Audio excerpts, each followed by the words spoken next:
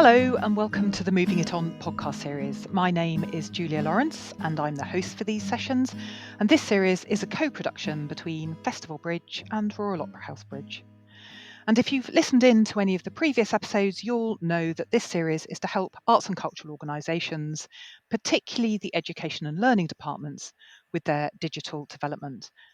And in the last episode, last month, I spoke with colleagues from the Chartered College of Teaching and also from Real Ideas organisation about evaluation and impact of digital practice. So how do we know if our digital or blended approaches are working? What do we need to put in place? So if you're interested in impact and evaluation and you haven't listened, then do so. It's a very useful 35 minutes or so. So this week we're focusing on how to connect and communicate effectively with schools. Have things changed for arts and cultural organisations over the pandemic? Have they changed for schools? How does social media play into the mix, and how might new tools and practices and platforms combine with our tried and tested analogue methods? And I'm really pleased to be talking through this with some of my Festival Bridge colleagues today. So I'm delighted to welcome Isabel Morgan and Abi Marrison from Festival Bridge. And we'll also hear from Zannie Fraser later on in the episode. So to start with, why don't you just tell us a little bit about what you do for Festival Bridge? And Abi, why don't you just tell us what Festival Bridge is first and then introduce yourself? Sure. So the organisations you've just mentioned, Real Ideas Organisation and the Royal Opera House Bridge, we are all part of 10 bridges that work nationally on behalf of Arts Council England. Our aim at every bridge, although we do it slightly differently, is to improve access and opportunities for all children and young people to experience quality arts and culture and creativity. And the way we do that is we work across both sectors. So we work with the education sector and also all the different ways that you can get access to children and young people. So not just in education, but we also work with organisations and freelancers and try and bring those two worlds together. Gosh, many audiences to communicate with there. And what's your role? What's your role, Abi? I'm very privileged to be one of two education program managers. So that really puts me in the heart of communicating with what the education sector need so that they can do this on top of all the busy things that they do. So that we can just help them and really show them what's out there. I am the communications officer for Festival Bridge. So my role is the kind of iconic kind of communication things, which are websites, social media, designing posters, writing copy for emails, newsletters, all of that. And I do that for Festival Bridge, and I use my comms for both the arts and culture sector and the education sector. So I kind of straddle both and work with Abi, particularly on when we want to engage with schools and different kind of institutions. So you mentioned an awful lot of sort of different communities within both of those sectors. So do you want to tell us a little bit about the range of ways that you do communicate, and are there different approaches for different audiences? I don't know who wants to kick off with that one. I'm happy to jump in with that one. So I think different types of communication, I usually break it down to kind of digital communication. So that would be social media accounts, kind of like newsletter mail outs and kind of website advertising and things like that. And then there's also the kind of physical advertising that you could do. So that could be your posters or flyers around town, or we could send physical letters or postcards to different kind of arts leads at different schools.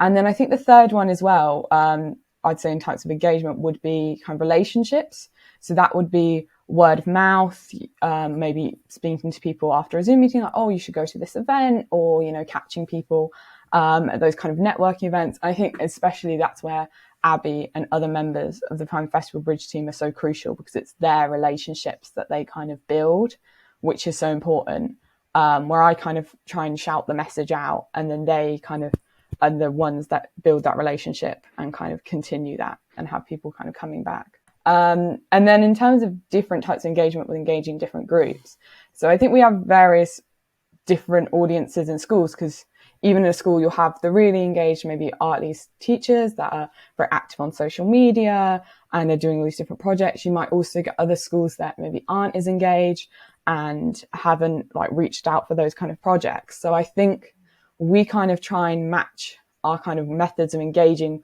to what the school would be. So if it was a general call out for on sale tickets for teachers for this production, then a workshop afterwards, probably just put that on social media or funnel it through our newsletters because it's quite mass appeal and it's a general call out. Whereas if we wanted to work specifically with a group of teachers in a specific area or in a specific kind of institution, then that would probably be a more in-depth method of approach that would probably be more to do with relationships and maybe physical letters, as those people are not easy to reach on the kind of main digital platforms. And as well, I would be kind of doing repeated kind of comms to that group, because I think as well the kind of the effort level it is for, let's say, the customer or, the school to engage means the more comms. If they're just sharing something or tweeting it, then they can just throw that in their newsletter or something, or blast it in an email to other teachers. But if it's a big project, you're going to have to really sell it. So you need to go quite a few times. Izzy is so right. One size does not fit all, which is why we do so much in so many different ways, because the part of my role and Jen Langeskoff, who is the other education program manager, is really learning about all the different the small rurally isolated schools, the urban schools, the schools that sit within trusts. So and getting the message out to the schools who don't know about us, who can put them into contact. But one of the things that that Jen particularly has been working on is building the arts broker teacher. Now that phrase itself might be familiar to some of our listeners, it may not be, but there's some brilliant research done by Pat Thompson on arts rich schools. And if you had a look into, and we can add the link in the resources as well, into what an arts rich school and an arts broker teacher looks like, is we're trying to build those people within education settings themselves that know how to talk to the arts organisations, to the people who work outside of the education setting, and have that rich link between the two. So that's just one of the things that we want to build. We want to build that strength that's within schools and have them know where to go as well. So yeah. Quite a complex mix, isn't it, of online, real life, real humans in the mix as well, making those connections. A quick question, and I know, Izzy, that you've only been at Festival Bridge 6 months, so it's a bit hard for you maybe to answer this, but do you think things have changed? Has the way that you've been connecting with schools changed, and do you think that's for good, or was it just for COVID? I'd say I'm definitely seeing the kind of tail end of COVID. Like, COVID is still very rife in the community, but in terms of getting back to people being in the office and people being in schools, we're back to more where we were before the pandemic. So I'd say that definitely everything had been going digital for a few years, but I think some people were much further ahead than others. So there was still a huge difference. And I think something definitely me and Abby have noticed is teachers' flexibility has changed with digital, because, you can call them for 30 minutes on their lunch break over Zoom, as opposed to you going into the school and trying to get a visitor pass. And it's a lot more easy to have that kind of contact, and you do feel a bit closer. Now everything's digital. However, one of the things that has actually been a surprise that I've noticed recently in the last few months is the digital fatigue people are getting, which is that kind of everything was digital for so long. Now we can go back outside and people are getting back to that. I think people are getting a lot of fatigue about kind of, CPD online or going to different workshops online. So I think now the kind of challenge is, how do I make this like more appealing? How do I kind of push it further to make sure people come to this online event? Or maybe how could I do it as a hybrid event so it's still accessible, especially when like Festival Bridge covers Norfolk, Suffolk, Cambridgeshire and Peterborough. It's they're very rural counties, so people can't just come into Norwich to see it. So you want to make it accessible by doing it as a hybrid event, but doing it completely online can be, quite a turn off for a lot of people. So I think you've got to start being kind of creative with how you're changing up your events now. And then also a lot of the other one that I'd say is people have created so much content because everything's been online for so many months that we're now trying to see how we can repackage that content and how we can use it and how it can have a shelf life beyond the pandemic and, putting it out there so people engage with it again. And that's a big part of comms, of like trying to repackage it and get people to interact again. And I think what it's reminded me of is that just like young people, we've all got our own learning styles and communication styles. So where one teacher might feel really comfortable being on Twitter all the time and up to date with what's on social media, another might be really hot on their emails.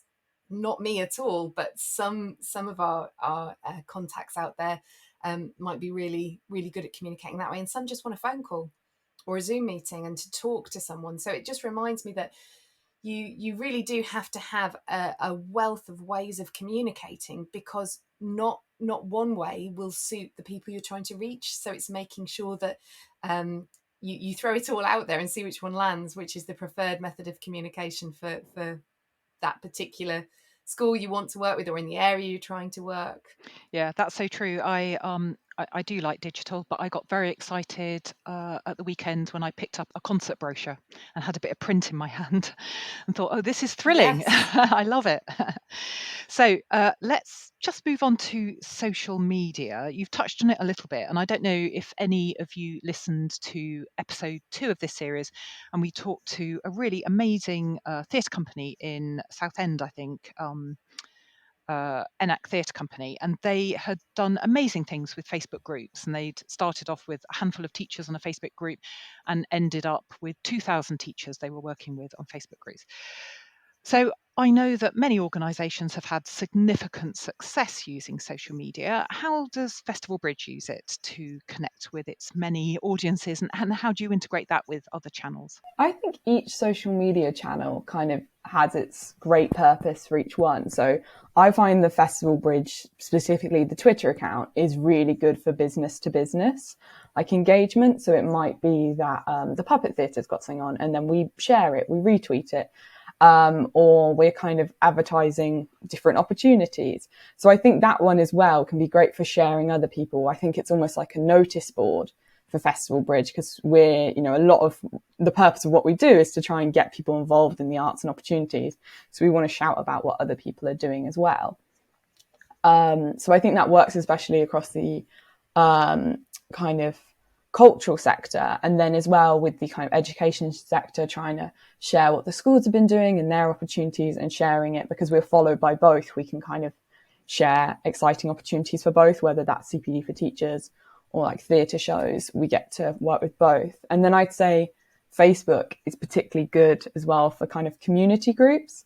And I'd say that kind of group is a prime example of how useful Facebook can be for those specific like networks, especially when people kind of have the network and the point is to have these discussions, and sometimes there can be limitations on what you can advertise, but it's more that space where teachers can connect with each other and kind of say what they're enjoying, what they're not. And it's great to kind of see that from an institution, if you can, and see kind of what they're crying out for, what they don't need, what they do need.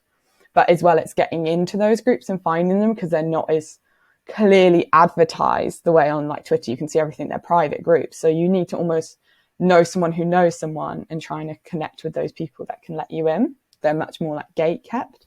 And I'd say those are the main two. We also have Instagram, which a few schools and particularly arts organisations have, especially kind of more visual arts and performing arts. And we use that a bit, but I think the main kind of one I'd say that we use is Twitter, because we can reach both sectors and we can have a lot of engagement with both of them on that.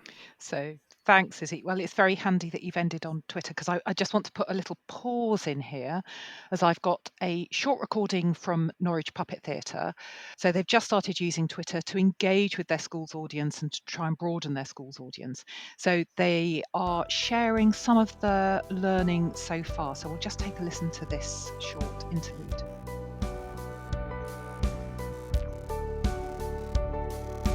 Hi, I'm Zannie from Norwich Puppet Theatre. Norwich Puppet Theatre is quite special because there are only, in fact, about 3 puppet theatres in the whole of the UK. I've been involved in the puppet theatre for a long time as a puppeteer, but more recently I book the touring shows which go out to theatres, but also in a large part to schools.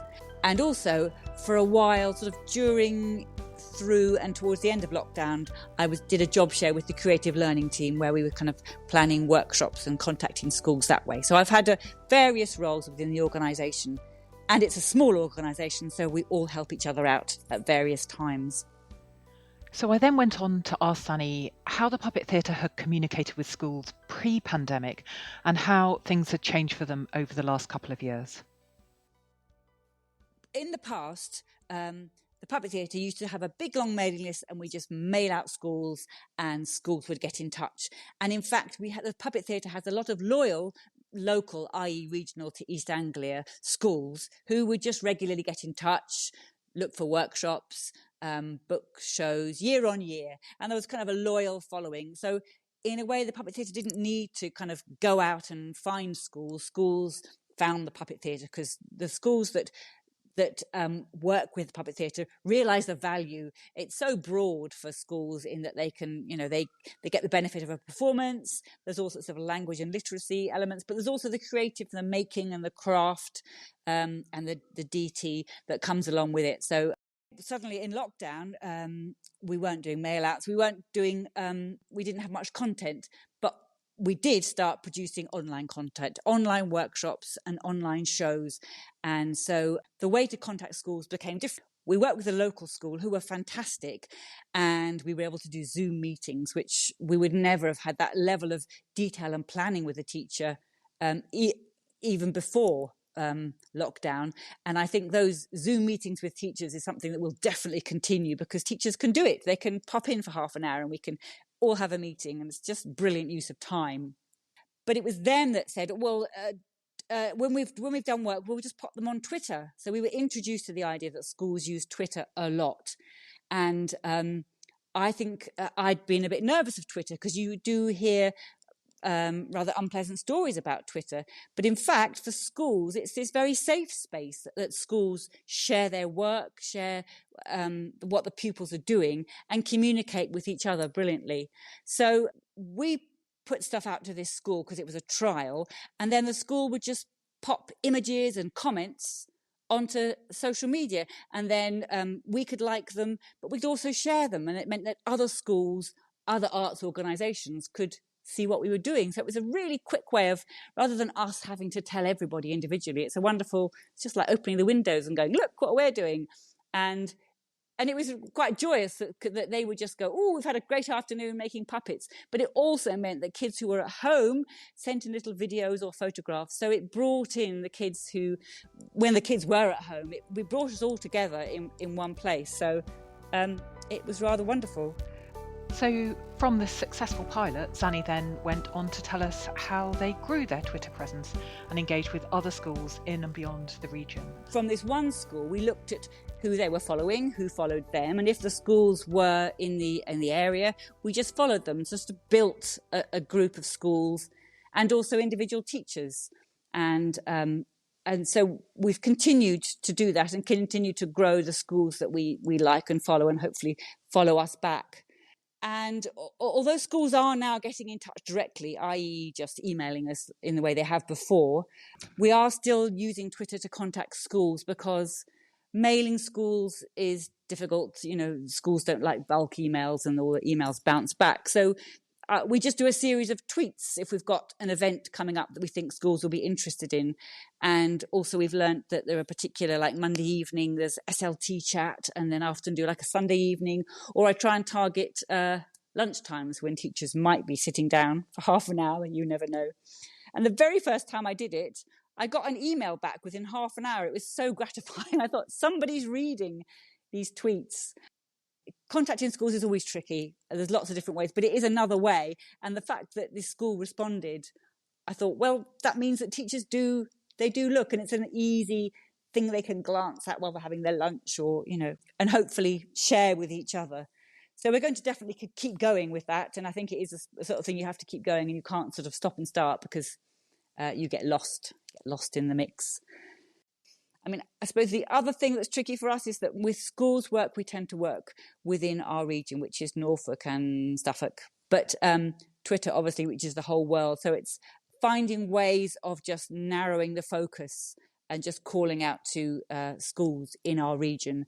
Something that we're still working on. I suppose it all depends on who you follow. There's no point us following schools in Scotland because we're never going to get there, partly because of costs. We can't, it doesn't work. So those are things that we're still working on. And finally, I asked about future plans for the learning team in terms of both digital and blended work.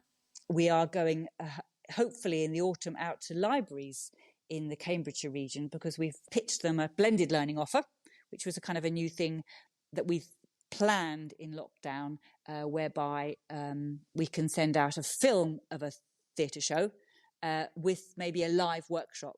So that'll be really interesting. But they picked up on that. So that's obviously something that's interesting and something that people are still interested in the mixture of online, because things are still so uncertain.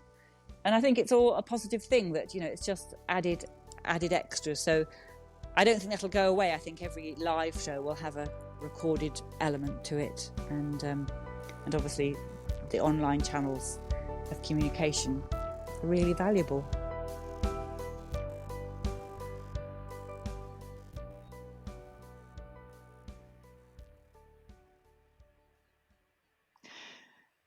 So there was lots covered, everything from sort of how to grow your Twitter account to using the hashtag chats, etc.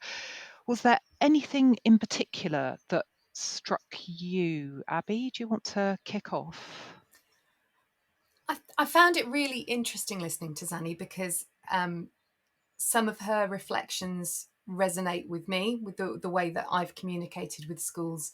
I've been with Bridge for 5 years, so how I've communicated with schools prior to the pandemic, during and now in this phase that we're in currently.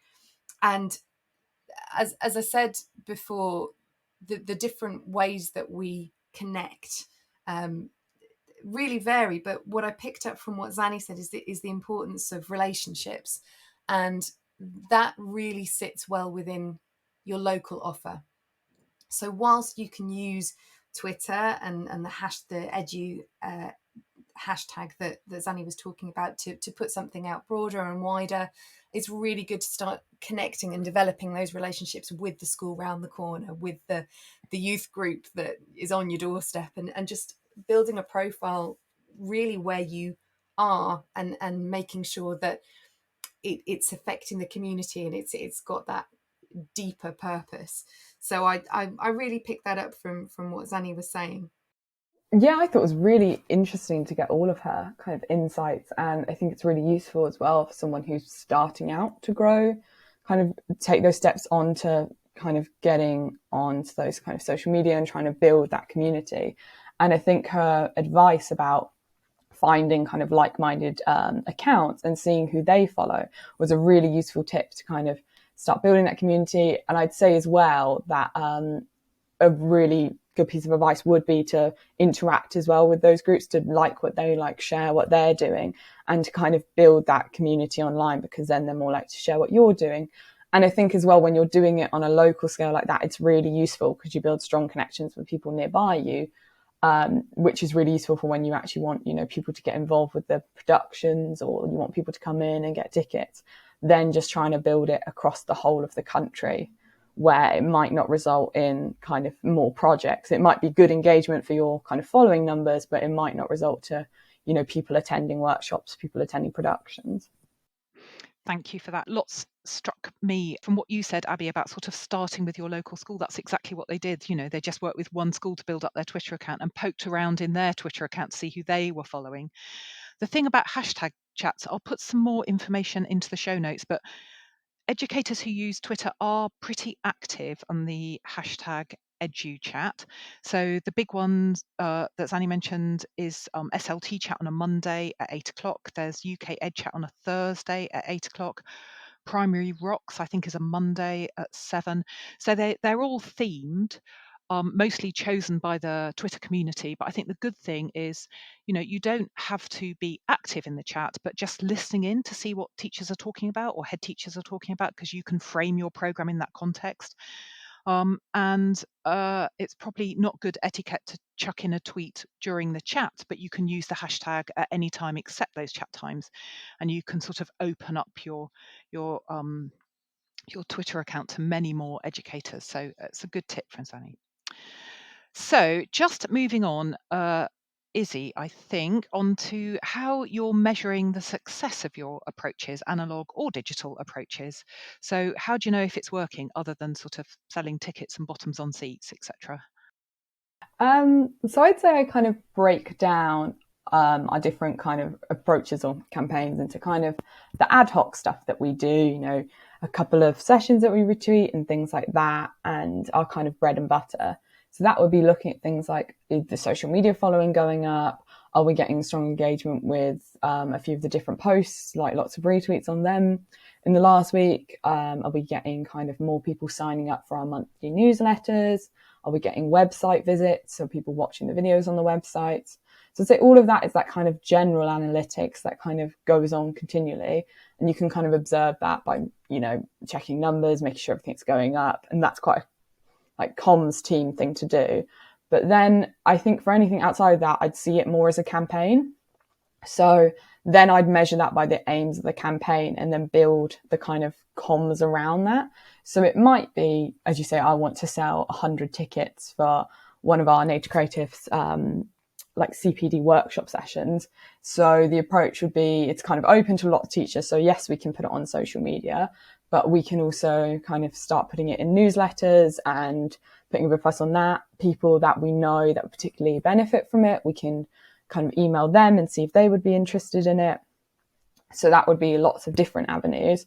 Whereas if the purpose of a campaign or the purpose of something was to get 5 teachers to sign up for our CALSA kind of developing teachers as kind of leaders, then that would be a much more kind of focused project where we'd look at the different relationships we already have, and probably more go through Abi about connecting with that person, speaking to them multiple times, having a meeting, discussing what it is, how it would benefit them, and trying to get them to come on board.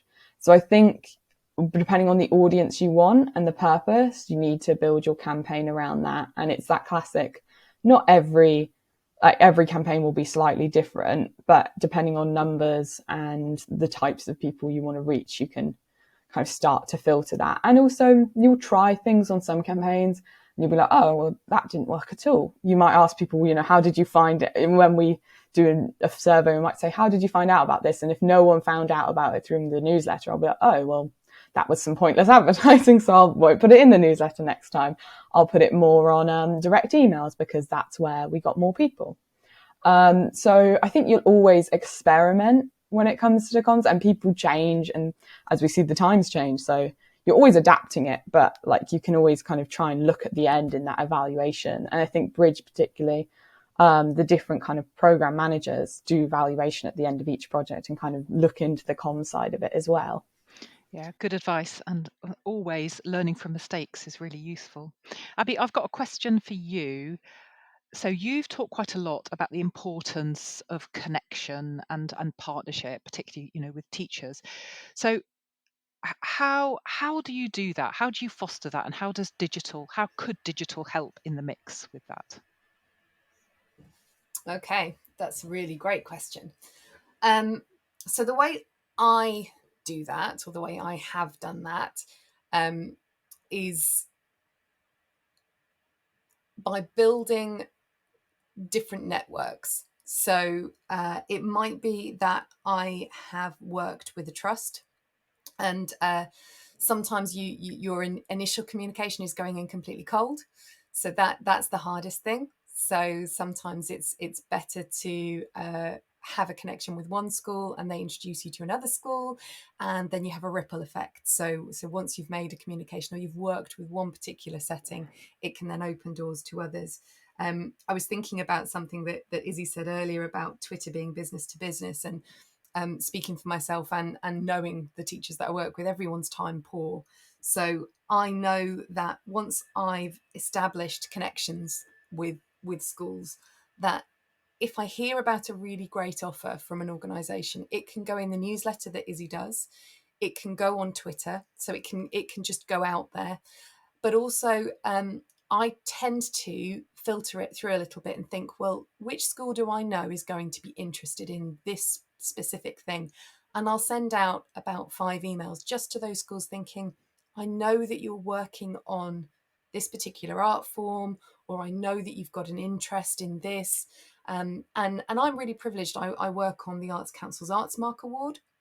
So I know the kind of things that schools are hoping to develop and the needs they've got, the catchment that they serve. So it does give me that little bit more intel on they're going to be looking for these kind of offers. So that's something that not everyone's privileged enough to have, but it does help me in trying to connect schools to things that I know are really good quality and a really good offer.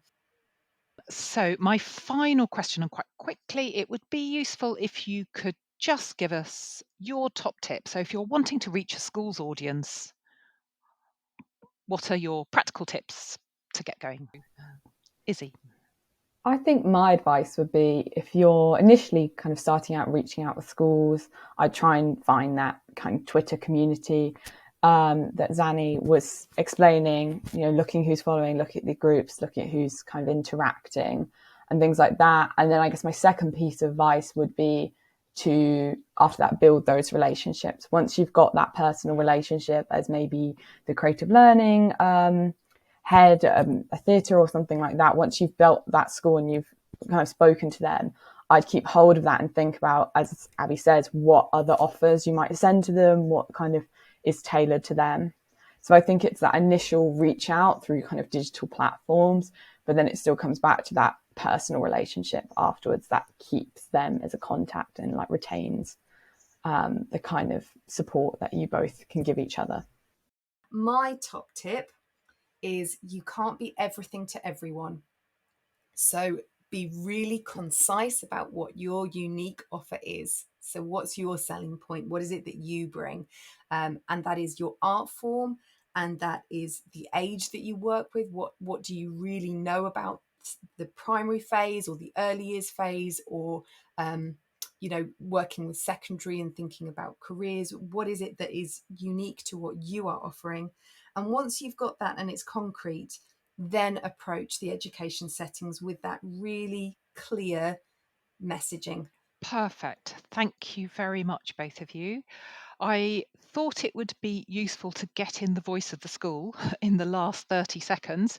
So I did a quick call out about Twitter, actually, and I asked colleagues, some of my teacher and head teacher friends and colleagues, why they used Twitter, what the benefits were. And we got a lot of responses back around sort of the speed and, ease of use, and quite a lot around sort of feeling connected to a community of practice, beyond their own setting and beyond their own mat, etc. But here's one that really struck me, and it's from Jane Ryder. I'm sure she's well known to many. She is a CALSA and Director of Arts and Culture for the Active Learning Trust, and I know that the Active Learning Trust has its own Twitter account. All the schools in the trust have a Twitter account. The CEO of the trust has a Twitter account, and many of the teachers do. So there are many audiences there to reach on Twitter. But she wrote to me and said, as an arts lead, I find Twitter helps me to keep my finger on the pulse of what's happening, not only in the education sector, but also with practicing artists and cultural organisations.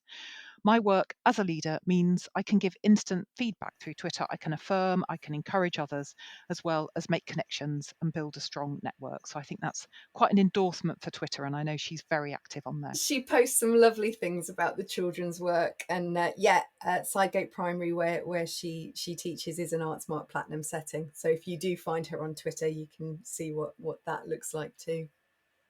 I'll tell you what, I'll post some of the links into the show notes, along with all the other things that we've mentioned today. I'll include some stuff around the hashtag chats as well. Big thanks to students from Noise Solution for providing the intros and outros for various bits of this podcast. Big thanks to Abi and Isabel, and also to Zannie from the Puppet Theatre. In the next episode, we'll be talking about the future of blended learning, which we've touched upon a little bit today. So blended learning within cultural education. So do join us for that. That's it for today. Thank you and goodbye.